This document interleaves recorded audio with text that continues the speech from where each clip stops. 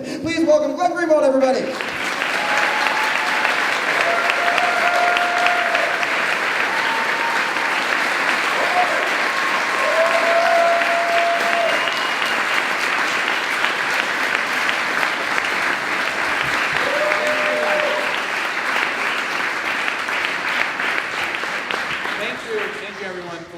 For coming out this evening. I really appreciate it, and especially thank you to everybody who came to the first event that was scheduled for November, where my non-appearance was compelled by this ridiculous little medical melodrama about 10 minutes beforehand, and especially thank you to poor Matt Taibbi, who had about 3 minutes notice that he was going to have to keep several hundred people riveted and entertained for the next 2 hours with no preparation.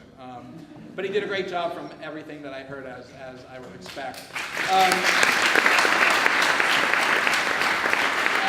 thank you as well to Jamie for that very energized introduction. You can probably see why I invited him to come here tonight. He expresses himself the way that I often wish that I could express myself, but can't, so I use him vicariously to display those sentiments.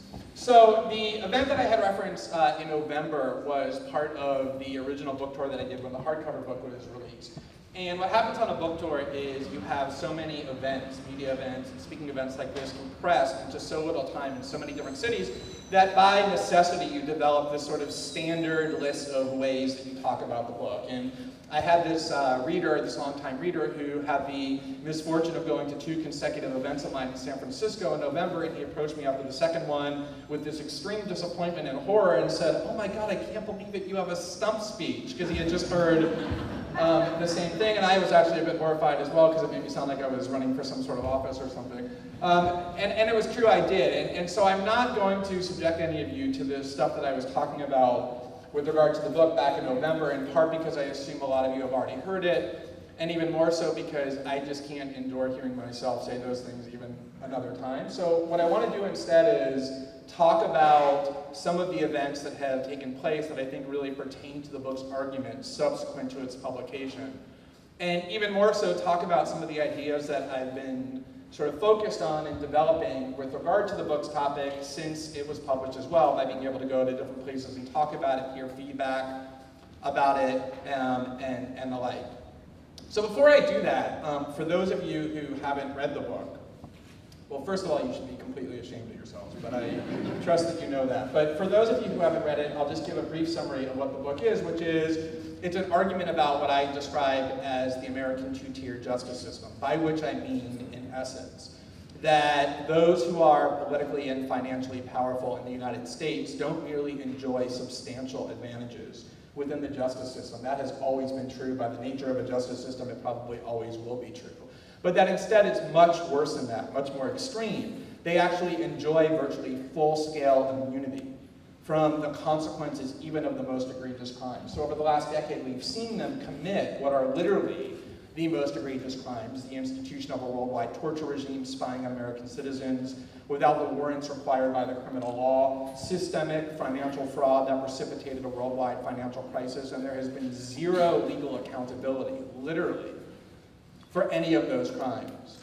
And at the very same time that we have this system of extraordinary leniency, impunity for the small number of American elites, we have instituted exactly the opposite universe of justice for ordinary Americans. America has the most leniency-free, oppressive means of a penal state of any country in the Western world by far. We imprison more of our citizens than any country on the planet by far, even countries with far greater populations. We imprison people for more trivial offenses for longer periods of time under much more harsh and oppressive conditions than any country in the Western world would even contemplate doing. And so it's this complete disparity between the justice we mete out to our elites versus the justice that is meted out to ordinary Americans that constitutes the core of what I describe as the two-tier justice system. And to illustrate that, the most illustrative event is also one of the most significant in how this happened, and that is the pardon of Richard Nixon by Gerald Ford. And the reason I spent so much time emphasizing the significance of that event is twofold. One, it is an incident where Gerald Ford was forced to go on national television and explain to a very angry and skeptical public why the most powerful political official in the country was going to be completely immunized for what everyone knew were his very serious crimes. And to do this, Gerald Ford essentially invented what became the list of arguments that now always get made when it comes time to shield elites from the consequences of their lawbreaking.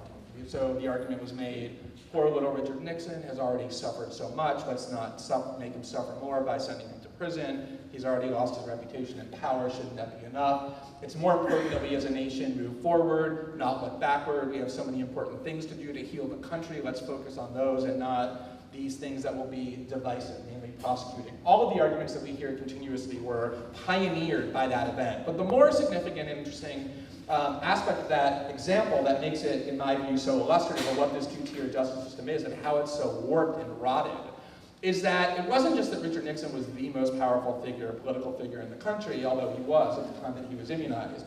He was also the political figure who was probably more responsible for the implementation of what I just referred to as this uniquely oppressive penal state in the United States than any other single person. He had created his national platform by running as a law and order conservative. He railed against the social disorder of the 1960s. He insisted that things like eliminating flexibility in sentencing was imperative so that criminals actually paid for their crimes with harsh and long-term prison conditions. He demanded the reduction and erosion of parole. He wanted the list of crimes for which prison was appropriate expanded, and he succeeded in that. So after having spent decades successfully ensuring that ordinary Americans were very harshly punished for even trivial transgressions, the minute he got caught committing far more substantial crimes, not only did he never see the inside of a prison, he also never saw the inside of a courtroom because he was protected and immunized by a political class, fully supported by a media class that argued that immunity was the just course of action given his status and the situation of the country. And that's really what I mean by the two-tiered justice system. Now I just want to talk a little bit about what prompted me to want to write about that, why I think that's worth gathering together in places like this and thinking about it and talking about it. One reason is that when you write about politics every single day, as I do, one of the things that you realize is that you're able to focus on these isolated, discrete injustices or hypocrisies or deceits. And oftentimes the broader context or the undercurrents that produce these individual, discrete injustices are invisible to you because you just don't have the time to be able to step back and sort of think about what the underlying causes is. And it dawned on me at some point that almost everything that I was writing about was a byproduct of the perversion of the rule of law. The idea that elites were able and should be able to act without constraints of any kind, and that at the same time law would be used as the primary mechanism for keeping the population in a state of fear of authority, keeping them in check, and punishing them for any kind of deviation. And so one of the reasons why I wanted to write the book was because it afforded that opportunity to take a step back, to take a couple steps back, and look at what the undercurrents were. But the other reason was that I realized that this two-tier justice system was a fairly radical deviation. It was a new event in the last several decades as compared to what had taken place prior to that. And the way I realized that is the following. During late 2008 and early 2009, there was some belief that the Obama administration might actually commence criminal prosecutions to investigate the crimes that were committed by the Bush administration. And the reason people thought that was, it was pretty reasonable that they did, since President Obama repeatedly suggested that that would happen when he was running.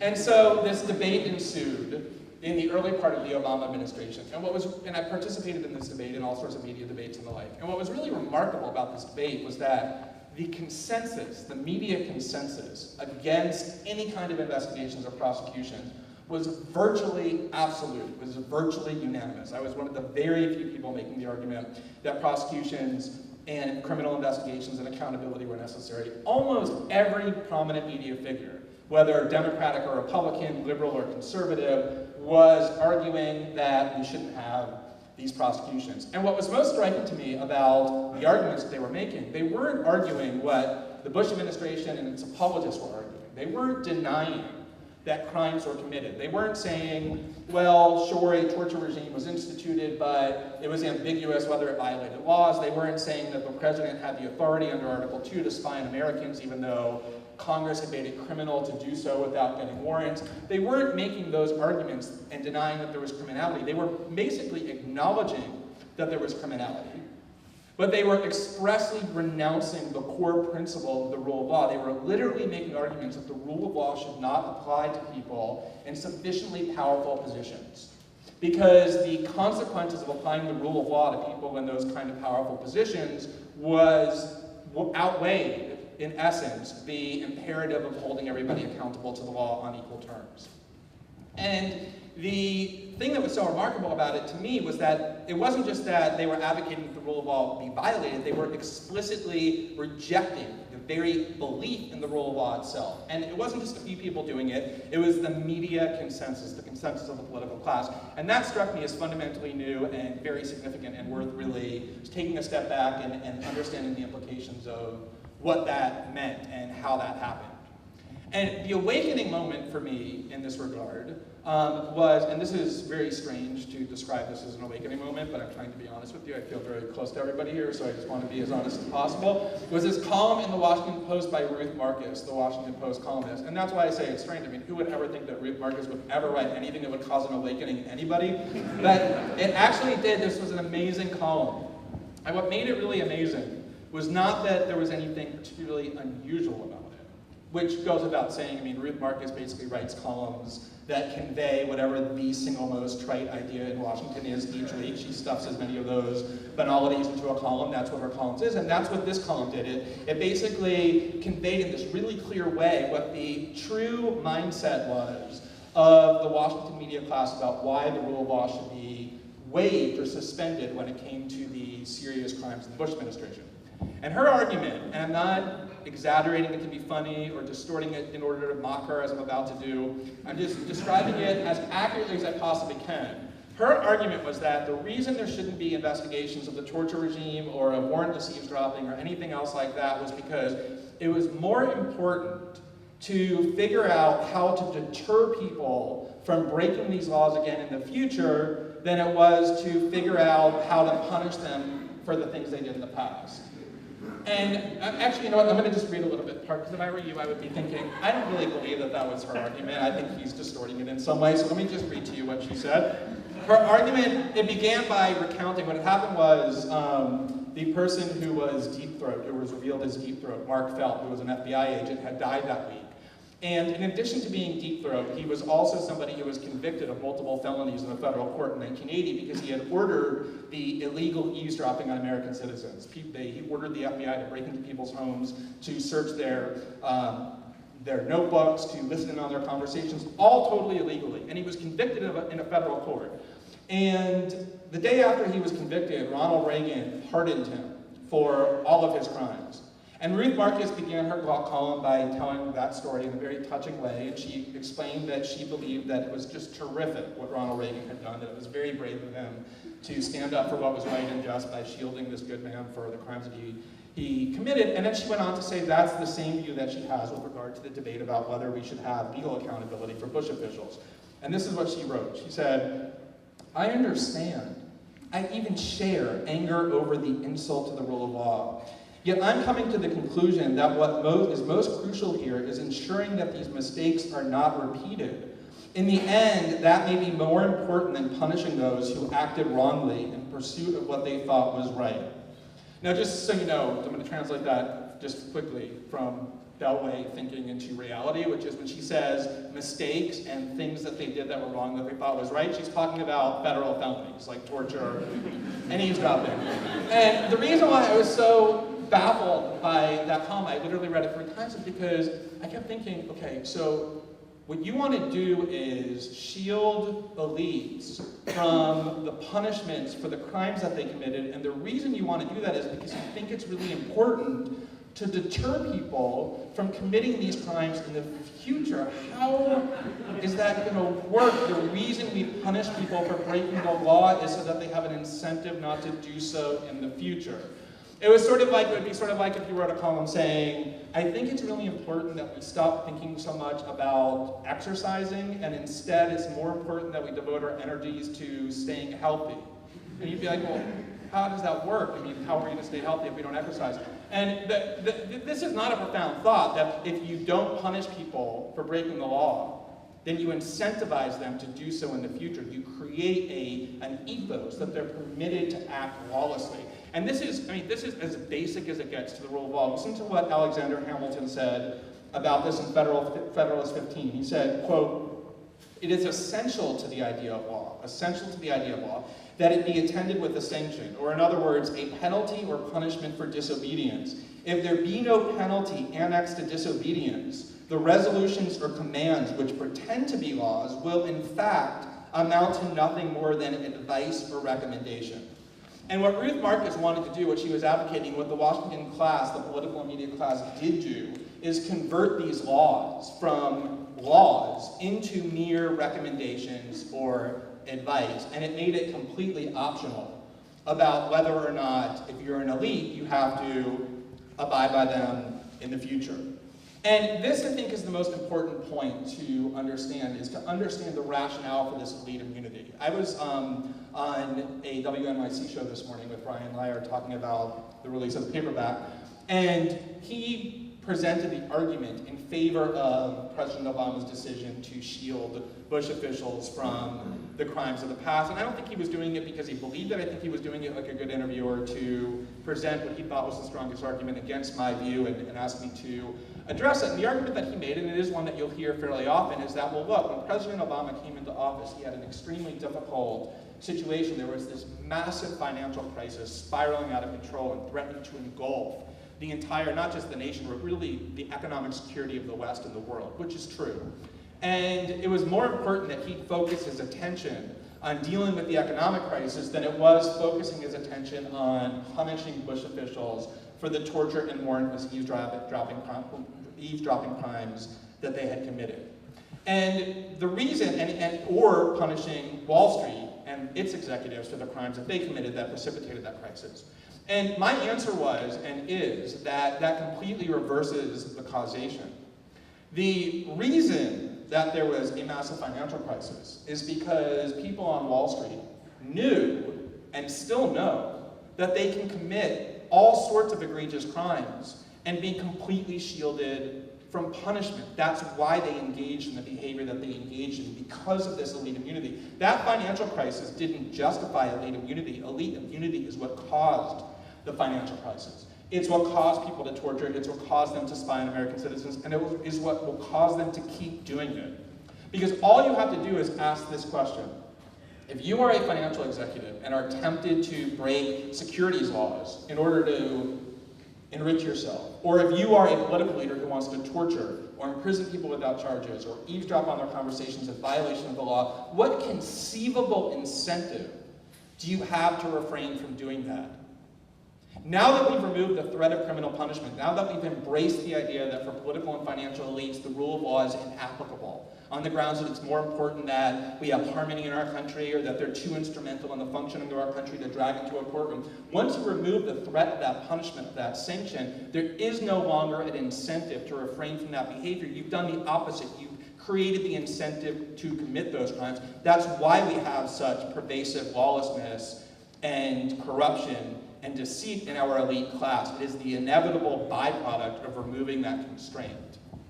So I just want to talk about a couple of incidents that have occurred subsequent to the publication of the book that I think illustrate these points about how this dynamic is working and how law has ceased being what it was supposed to be, which is this guarantor that at least we're all abiding by the same set of rules, so that when we have inequality in wealth or in power or in accomplishment, at least there's some legitimacy to it. It's transformed the law from what it was supposed to be, which is that equalizer, and to equalize the playing field, into a weapon that people in power use to maximize their power and oppress everybody else.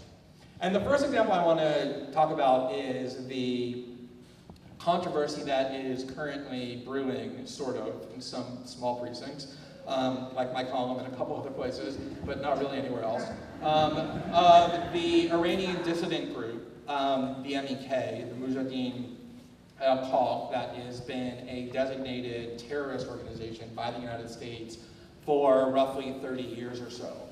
And because this organization is a designated terrorist group, it is a felony to materially support this group in any way.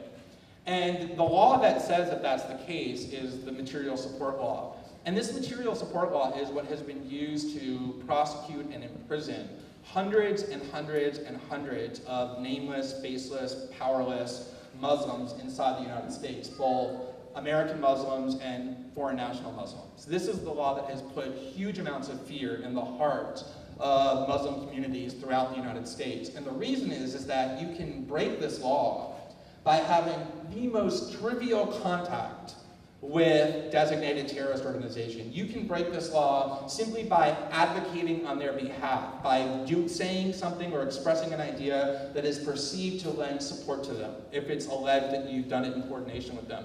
There are people sitting in federal prison, Muslims whose names we don't know, who have no connection to anyone in power, who have been prosecuted and imprisoned, who have done things like simply include a Hezbollah channel in the package of cable services that they were selling in Staten Island and Brooklyn that was found to have materially supported Hezbollah, which the United States considers to be a terrorist organization. There are 22-year-old and 23-year-old American Muslims now being prosecuted by the Obama Justice Department for doing little more than uploading YouTube videos that are very critical of U.S. foreign policy, but because they spoke with a son of and a leader of an obscure terrorist group before they did it, they're alleged to have coordinated propaganda with this terrorist organization when they uploaded this YouTube video. American Muslims are, if you get near a terrorist organization, you can be subject to prosecution, as many of them have under these laws. And yet, this MEK is a group that the United States used to dislike because it was aligned with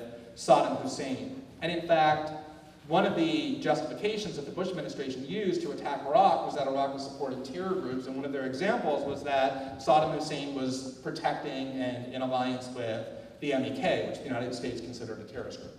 Well, fast forward 10 years later, there is no more Saddam Hussein, and the MEK has now directed their animosity towards the Iranian government, which happens to be enemy number one of the US government. And in addition, they have very close relationships with the United States and Israel, and it has been reported in lots of places that the MEK is what has, is who has assassinated Iranian scientists and engaged in other terrorist attacks on Iranian soil. So they're every bit as much of a terrorist organization as they've ever been. The only difference is that now their terrorism is done in conjunction with and on behalf of the United States and its allies rather than against them. But they haven't yet been removed from the terror list. And therefore, whenever you think about them, it is still a federal felony to materially support them. And yet you have huge numbers, I mean dozens, of extremely influential officials in Washington, from both political parties, of course. That's the solution, that's the key to being effective in Washington. You have people like Howard Dean and Ed Rendell and Rudy Giuliani and Tom Ridge and Fran Townsend, a whole bunch of Bush officials, a whole bunch of prominent Democrats, who have been paid tens and tens of thousands of dollars, $25,000, $50,000, to go and speak to the MEK for 10 or 15 minutes at a time. What they're really doing is receiving money in order to advocate for the MEK in Washington, to urge that they be taken off the terrorist list. So you have this huge group of highly influential people in Washington engaging in connections with this terrorist organization infinitely greater than what most Muslims who have been prosecuted for material support for terrorism and have been sent to prison for many, many years have ever dreamed of doing. And yet, the very idea that these individuals would be prosecuted criminally for materially supporting a terrorist group, even though that's exactly what they're doing, it's just inconceivable. Even for me, who can sit down and write arguments about why they should be criminally investigated. I mean, this is a heinous law, this material support for terrorism law. It's unconstitutional, but if it's being used to put American Muslims into prison, you make the argument that it should be used to put Howard Dean, Ed Rendell, and Rudy Giuliani and Tom Ridge in prison as well on the same grounds. They are materially supporting a terrorist group, and yet it's inconceivable, even when I make that argument, for me to even think that that might happen. And that's because we're all conditioned to believe, to just instinctively ingest the idea that our highest level political officials will not be subject to criminal prosecution even when they commit egregious crimes and even when they themselves are using the criminal law to punish ordinary people for far less substantial infractions. I mean, that is what the two-tier justice system is at its core. There's one other example that I want to talk about in this regard, and that's the controversy over the Obama administration's use of the criminal law to punish whistleblowers. As probably most of you know, the Obama administration is led by a president who, when he was running for the office, constantly hailed the nobility and bravery of whistleblowers and said it was urgent that they be protected. And yet, as president, he has waged this extraordinarily aggressive war on whistleblowers, prosecuting them as espionage violators at twice the rate of all prior administrations combined. The Obama administration is obsessed, literally, with punishing unauthorized leaks of classified information. WikiLeaks and their obsession with punishing them is an example, Bradley Manning another, a whole variety of people. And in fact, as I said earlier, these crimes of the Bush era, like warrantless eavesdropping, resulted in no legal accountability whatsoever. That's not really quite true. There are a couple of people who have suffered as a result of that scandal. One of them is someone named Thomas Tam, who is the mid-level Justice Department lawyer who learned that the Bush administration was spying illegally on Americans and called Eric Lichtblau at the New York Times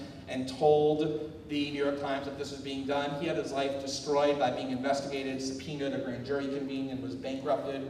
And another person who has had accountability from that scandal is someone named Thomas Drake, who was a long-term NSA whistleblower who disclosed to various newspapers serious improprieties and corruption and law-breaking at the NSA and was promptly prosecuted by the Obama Justice Department for espionage and threatened with prison for 70 years, and the case ultimately fell apart. But it's really quite extraordinary that the only people to have paid any price from these crimes of the Bush era are the people who exposed it. The people who perpetrated it have experienced nothing other than profit and prosperity and riches.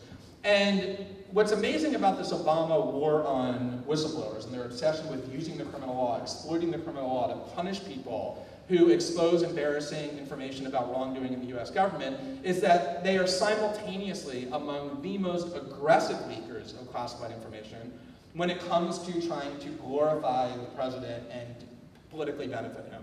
So in the past month, for example, there have been dozens of Obama aides that ran to the New York Times to boast about how tough and steely-eyed he is when he orders people killed as part of the kill list, but at the same time he wrestles with his conscience and confronts the profound philosophies of Spinoza and just war theories of Thomas Augustine, and all these claims that are about this extremely classified program. And they've gone to the New York Times in order to secure the votes of certain factions in the United States that are necessary for him to win by boasting of how he authorized the unleashing of the first ever cyber attack on Iran in order to disrupt their nuclear program. They, at the same time that they were resisting disclosures about the bin Laden attack to find out what actually happened on that raid, was he armed, did he resist, could he have been apprehended, telling courts that it's all confidential. They're running around disclosing all the details of that raid as well. And so what you see again is this dual use of law. Law as a weapon to punish people who challenge those in power, but at the same time, law as a shield for those who break the very same laws. The last point I want to make about that is that the most amazing thing about the war on terror, I think, is not the crimes that have happened. And it's not even that the criminals who perpetrated these abuses have been aggressively shielded from all forms of criminal accountability, although that's quite amazing too. What's even more amazing is that the shield has extended not just to criminal accountability, but even to civil accountability. So that there is not a single victim of America's war on terror, not one, not people who were tortured and then proven to be innocent, of which there are many, as the government itself acknowledges, not people whose communications were spied upon without the warrants required by law, although there were many, not people who were rendered or imprisoned without charges. In many other countries, those people who have been victimized by the United States' lawlessness have been able to go into the courts in other countries and obtain adjudications that what was done to them was illegal and be compensated with huge amounts of money. Not a single victim of America's war on terror has even been allowed into an American courtroom, let alone permitted to prove that they were treated lawlessly and illegally and receive compensation. That is how absolute this immunity is for our high-level lawbreakers, and how persona non grata, ordinary Americans, and especially Muslims in the war on terror, have become under our system of laws. So the last point I want to examine, and then we can have a little chat with Jamie again, he's all eager and ready over there, is the question of what can be done about all this. And there's a couple of reasons why it's necessary to end with that question. It's hard, I think, to express adequately how radical and dangerous of a development it is to completely reverse the rule of law from what it was intended to be into what it's become. But it really isn't worth much to simply observe that it's happened unless you can ask the question, well, what can be done about it?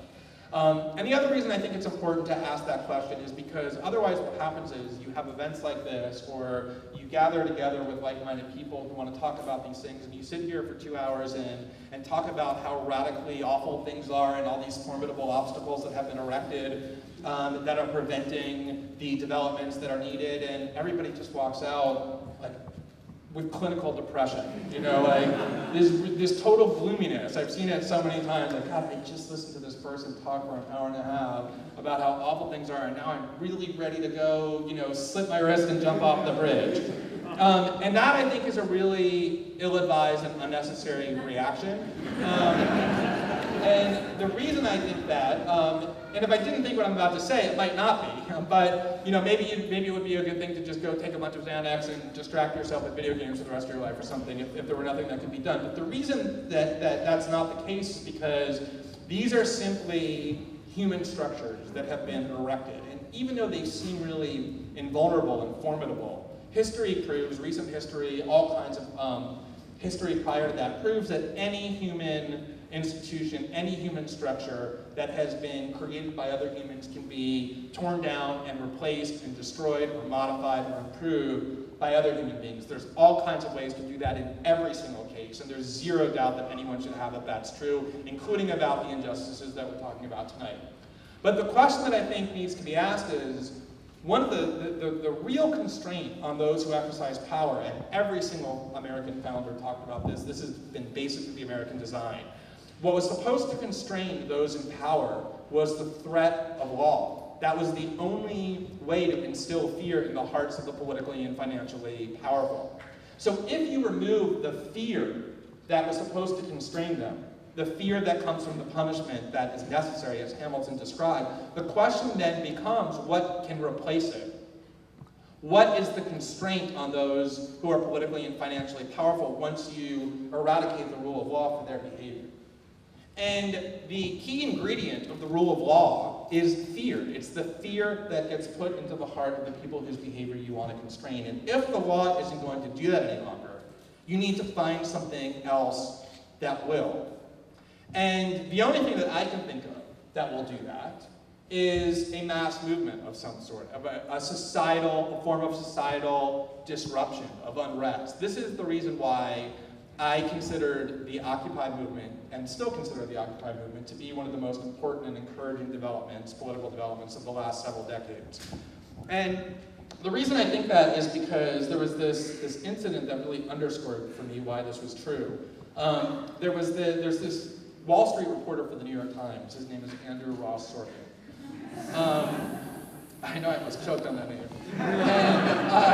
And what was really amazing about him was for like a month, the Occupy movement was the most important political story in the country. Even like CNN recognized that, right? I mean, it was everywhere. And yet conspicuously missing from media coverage was any New York Times article on the Occupy movement, especially from their Wall Street reporter, Andrew Ross Sorkin, and it was this big mystery why he hadn't even gone and written about it.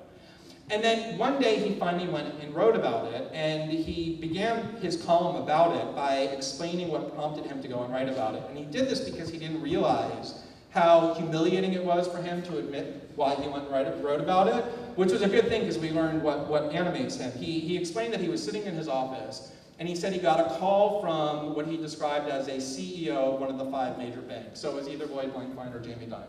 And Jamie Dimon or Lloyd Blankfein called up Andrew Ross Sorkin and said, look, Andy, pretty sure that's what they call him. They said, look, what's going on with this Occupy movement? I mean, this seems like it's becoming a real threat. Like, how much do we need to fear this? So, having gotten the call from his assignment editor at Goldman Sachs, or JP Morgan or whatever, he hustled down there right away and walked around and talked to a few people and then wrote a column, and it had all like the patronizing things about the bongos or whatever that they were talking about in order to minimize and demean the argument, but you could actually see the very real beginning of fear on the part of people who for far too long have been able to function without it. And the Occupy movement did a lot of things. It introduced the concept of the 1% versus the 99% into political discourse and popularized it. It forced into our political discourse the issue of income inequality, the gravest threat to American democracy that had been systematically ignored by the media. But the more important success is a little more subtle, but I think it is more important, which is that it created a template for people to see that that form of mass activism is actually possible, that it's actually possible to gather together in a way that can at least begin to put fear back into the hearts of the people who most need it so that their behavior once again becomes constrained. American elites are petrified of what they know is the inevitability of the kind of unrest that we see in Greece and saw a little bit in London and see in Portugal and Spain coming to the United States. And that's exactly the unrest that is needed. Elites always react to that kind of unrest in one of two ways. They either double down by trying to intensify the oppression on the grounds that they make themselves more powerful and everyone else less powerful. They fortify their own situation. That's sort of the Assad regime approach to this kind of tension.